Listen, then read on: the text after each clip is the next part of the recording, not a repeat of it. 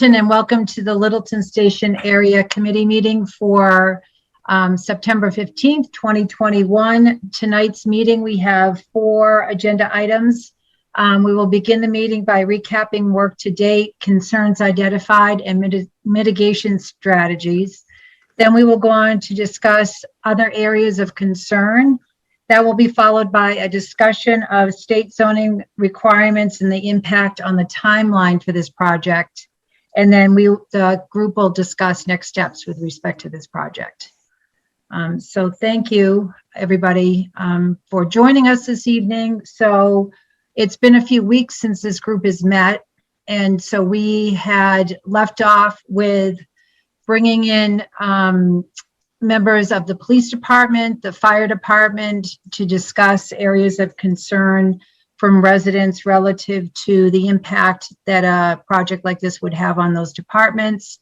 We also had an overview from the highway department regarding the sidewalk improvements planned for Foster Street and other areas of town, which I thought was very helpful.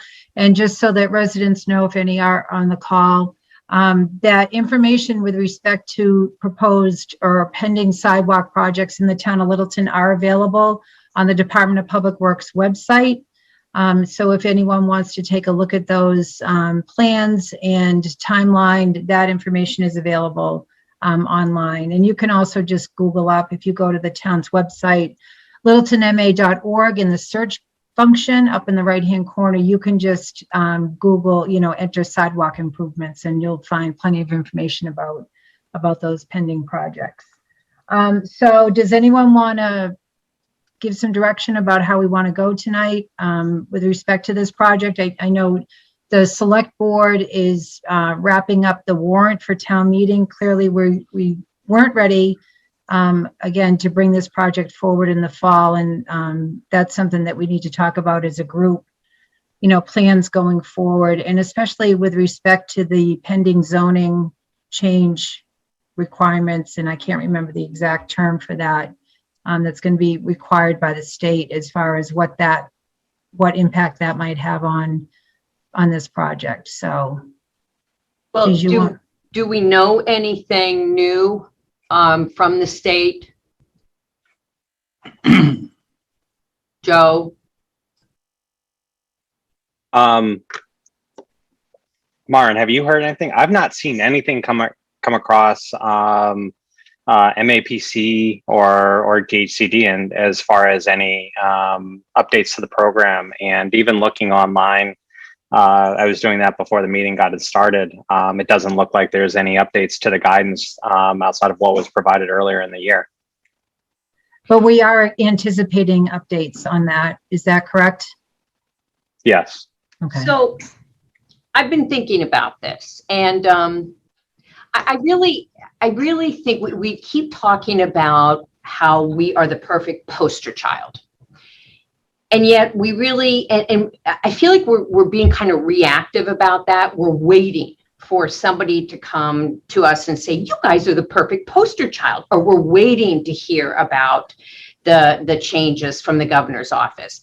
I really think I would like to see us take a more proactive approach and go to the governor's office. I guess, and again, I don't know as much example as you do, Cindy, about how, or Joe and Maren, how the public domain works. But if this were business, I would be picking up the phone and making calls and saying, all right, how do we get in front of the key stakeholders here? And how do we get them to start focusing on Littleton instead of waiting to hear from them? Right. So I personally would like us to be a lot more assertive, aggressive, and proactive about this. I would think we could approach our state reps. I would think there's probably, with some research, we could find out who's leading this zoning at the state level. Right. Lisa, go ahead. No. Go ahead, Mark. Delisa, that's a wonderful idea. Where did you get it from, Delisa? You stole it from me. What? I told you all about it. We should be the poster child. We've You been stole- talking about being, hey, I stole it from you without not knowing that I stole it from you. I thought no, we had I'm all been only- talking I'm about. just kidding. I 100% agree with Lisa. I think maybe we should reach out to the state and start talking to them about, we would be a perfect poster child. I know. Get some guidance from them and have them actually drive the bus more than us. You know? Given that Jim Arciero is the chair of the housing committee, maybe Right. he'd be a logical first step to contact. Right. Just saying. Yeah. Because, you know, here's the thing. I mean, normally we're just one of many small towns in the state. But what really makes us different in this case is the fact that we've got undeveloped land right next to the train station. I mean, there aren't many other communities who can say that. It's the largest parcel next to a train station in the state, left undeveloped. So yeah, it would be great if we could get some guidance from the governor. Would take a little of the heat off the town, make it a little more palatable. No, I agree with Lisa. But I mean, I think we should do this like soon, and I'd be happy to be part of that meeting. I mean, I'd like to see it in person, and I'd like to see it with some senior people at the government. You know, not just, anyways, I think Right. that's that. Matthew, did you want to comment? You looked like you were getting ready to say something. Oh, no, I was just talking about Jim Arciero. Like I spoke Okay. to him yesterday and he mentioned that he was on chair of the housing committee. And Right. if he isn't involved, I suspect he would be able to point us to the person who was. Right. So and it's a great suggestion. Certainly, we need to follow up with the town administrator, Mr. Ansaldi, and find out what discussions may have already been taking place that we're just not privy to. And then just go forward from there. But certainly I agree with you that Representative Arciero is a great person to start with. But I'd like to at least follow up with Mr. Ansaldi and find out what conversations may have already taken place about other projects that are going on in town, and just find out, just so that we're all on the same page. But I agree with you 100%, Delisa and Mark, that we should be more proactive. And maybe we have made some efforts that we're just not aware of. So let's follow through on that. But if there definitely. have been efforts, then certainly this committee needs to be involved. I mean, we've got select board on this committee, we've got planning board, we've got all of the key people involved. So, you know, and I feel like this needs to be on the spring warrant. Oh, yeah, You know, I agree with you on that. You know, we've spent enough time on this. Yeah. And I think we've done our due diligence, looking at all of the, you know, the possible issues, the challenges. I think, you know, we've discovered really the biggest issue is probably the sidewalks.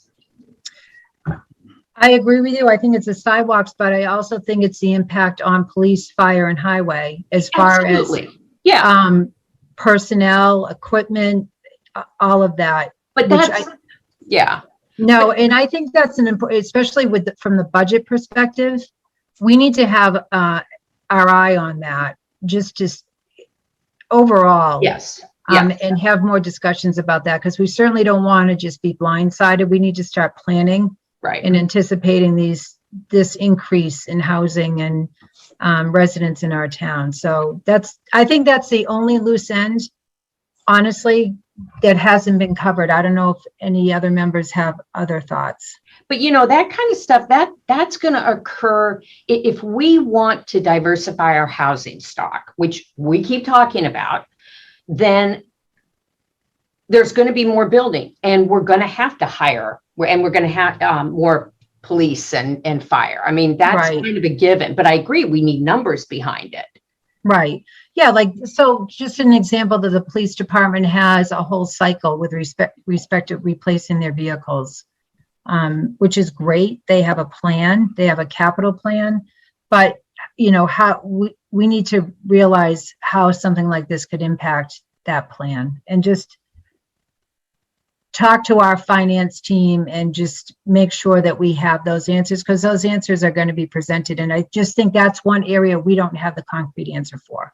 Mm-hmm. So I think another concern that I keep hearing is large buildings as a blight on the landscape. I know that some people some residents were concerned about what they perceived as unusually large buildings at 550 King Street, at least as the potential of having them be 75 feet tall. That was the number I recall from an email. And that's one that I don't think we've really discussed, like the structure and the form of the buildings. Well, we have, when you think about, we've looked at the design, we've talked about floating balloons out at the train station. We've talked about how the land, the curvature of the land, and I think the maximum, Mark, correct me if I'm wrong, would have been 4 stories, but right at the highway, which, geez, that's kind of, right? That kind of blocks noise too, which is nice. And it was on the other side of the crest, so you'd only see 2 stories. And I don't think height's an issue at the train station. Yeah. I think there were commingling issues here. The height was never, the density might have been an issue. And we've taken the 129 independent living units that we've taken that out of there, so that we're just dealing with the long property and the what that entails. And getting back to mitigation, I mean, we've asked for vehicles in the past when we put something together like that's going to be large like this. We did it with when Cisco was going to buy the point site way before that. We had a $350,000 fire engine. Now, those days are long gone. The fire department has every truck known to man now, and I don't think they need another truck for the next 20 years. But we've gotten vehicles, we've got fire engines and police. We got police cruisers when Toyota went in. As part of the commitment, they donated a cruiser. And then who else did we get one from? And we got we get mitigation. We just got it from Amazon. We got $1 million in mitigation. So to say that the impact to the infrastructure in the town is a concern, there's always mitigation funds available through the developers as we go through the process. So we can always work. So I think I agree with Delise. I think we've done most everything we did. We're kind of spinning our wheels right now, waiting for Springtown meeting. Yeah. I think our next chore should be trying to find out what kind of traction we get from the state before we bring it to Springtown meeting. Right. I personally, I don't know what else we can accomplish. I mean, we could really spin this. This could be very, very positive, and certainly with the state's backing, I think that would be very, very helpful. And they're going to need some poster children. They absolutely are. They want this to fly. We're the perfect location. Right. Right. Yeah, I mean, I think one of the things is that we're looking for, I think, from the state, the bookends. We know it's going to be 15 units per acre. We're able to do a comparison against the same area that we're considering for the 40R and what would be required. There's just some conditions that from a policy direction are still being worked out, but it's an excellent idea to reach out to Rep. Arciero. He did stop in the office yesterday. He was talking with Anthony probably for around half an hour, so I can find out, if this came up, but also try to set up a meeting with them and someone from DHCD to inquire where things are. And every new program sometimes needs some sort of example, an example site, and there may be an opportunity to sort of say, like, use this as a template and see how program would apply. You are right. There aren't. If there's a couple, it's no more than 3 to 4 vacant locations right next to train stations in the Commonwealth. We're not dealing with many. Yeah. Right. And I think go ahead. No. And I think the other thing that we need to reinforce to residents is there's not a lot of vacant buildings in that area of town. There seems to be a misconception that we've got all these vacant, unused buildings just sitting there, and we don't. So, that's the other piece of it that can be used for housing, because they're just not there.